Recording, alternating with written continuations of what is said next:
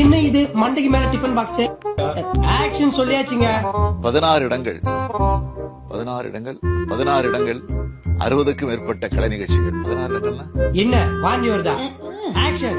மீண்டும் வருகிறது சென்னை சங்கமம்.